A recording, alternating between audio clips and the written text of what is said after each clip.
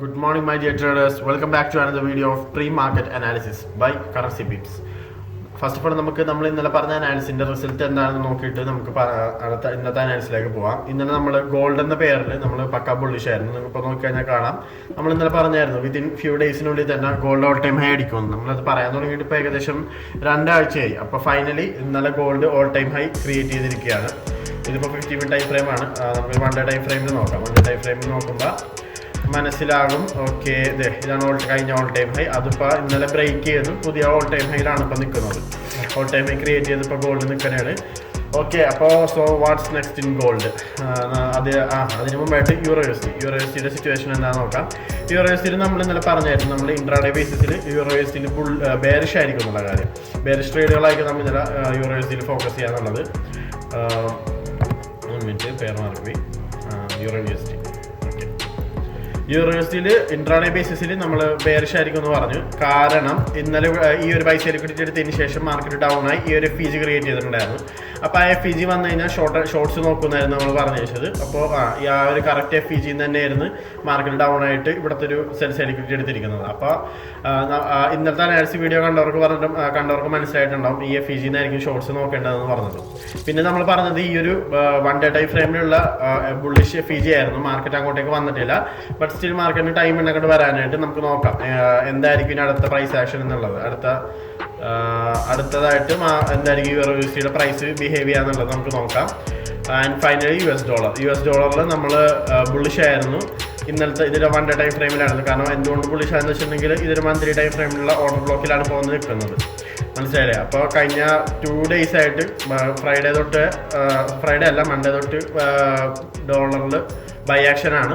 നമ്മൾ പറഞ്ഞത് ഈ ഒരു ബെയറിഷ് FEG വരെ ബൈസ് ആയിരിക്കും നോക്കുക, അതായത് യൂറോ സെൽസ് ആയിരിക്കും.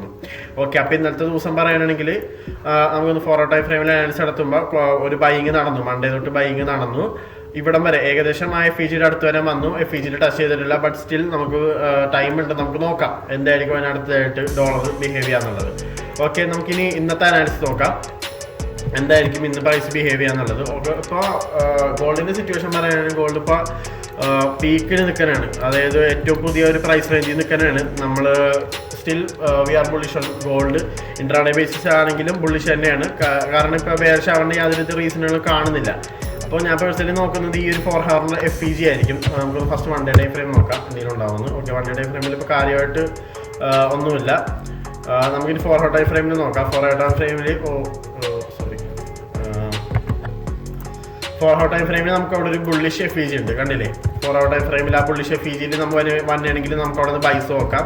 1 ടൈം ഫ്രെയിമിൽ നോക്കുകയാണെങ്കിൽ ഏകദേശം ആ ഭാഗത്ത് തന്നെ ഒരു ഇതുണ്ട്, ഒരു ബൈസ് ലിക്വിഡിറ്റി ഒരു ബുള്ളിഷ് FEG ഉണ്ട്. അവിടെ നിന്ന് നമുക്ക് നോക്കാം.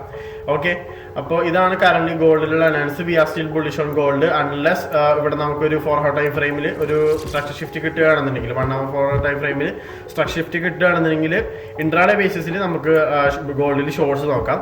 ബട്ട് സ്വിംഗ് ബേസിസിലാണെങ്കിൽ we are still sticking to the plan. We are still bullish on gold. നമുക്കിനി അടുത്ത പെയർ യൂറോ USD നോക്കാം. യൂറോ USDയിൽ എന്തായിരിക്കും സിറ്റുവേഷൻ എന്നുള്ളത്.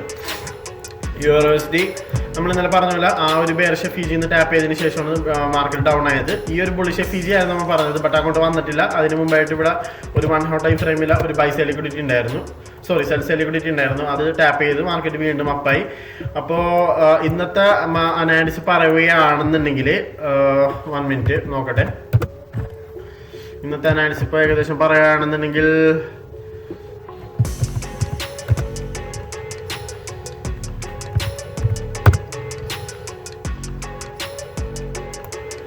ഓക്കെ, യൂറോ USDയിൽ ഒരു ഇൻഡിസിഷൻ ആയിട്ടുള്ള ഒരു ഏരിയയിലാണ് ഇപ്പോൾ യൂറോ USD നിൽക്കുന്നത്. അപ്പോൾ നമുക്ക് ഏകദേശം ഇവിടെ നിന്ന് ഒരു ഷോർട്ട്സ് ആൻറ്റിസിപ്പേറ്റ് ചെയ്യാം.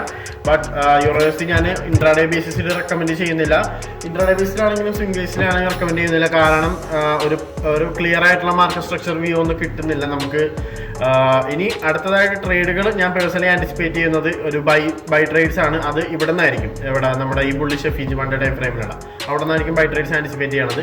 And finally US dollar bullish തന്നെയാണ്. ഈ ഒരു ബെയറിഷ് FEG എത്തുന്നത് വരെ ബുള്ളിഷ് ആയിരിക്കും US ഡോളറിൽ നമ്മൾ പേഴ്സണലി.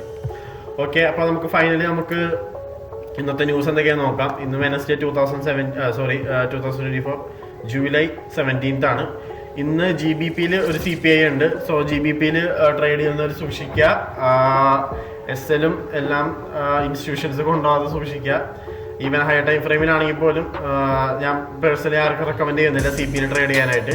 USDയിൽ നമുക്ക് USDയിലേക്ക് വന്നിട്ടുണ്ടെങ്കിൽ യൂറോയിലൊക്കെ ട്രേഡ് ചെയ്യണവരാണെന്നുണ്ടെങ്കിൽ ഇന്ന് കാര്യമായിട്ടുള്ളതൊന്നുമില്ല. Orange folder ന്യൂസുകളാണ്. കാര്യമായിട്ട് വലിയ ഇമ്പാക്റ്റ് ഒന്നും ഉണ്ടാക്കാൻ പോകണമെന്നില്ല മാർക്കറ്റിൽ. So it's a safe day to trade in gold, euro, USD. Okay, അപ്പോൾ that is for today. Thank you for watching this video. Signing off, Faust from Currency Digital.